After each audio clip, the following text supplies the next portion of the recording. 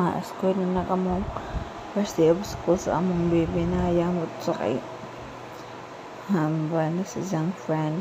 Thank you baby Aki sa mong chair nga baraw sa mi kay bayram giamo. Thank you tita Raquel and tita Aisa sa pag bidog sa buhok ug pag-sa among baby naya. Amo ato na siya sa school. Thank you po Parusin sa among tanan nga supply sa atong baby naya ato na sa school ato na sa diyang tita. God bless na sa mga first day of school. Nagbinakutan ng ato nakha na eskwela na sa diyang pusing pagkajod. Pusing sa klase.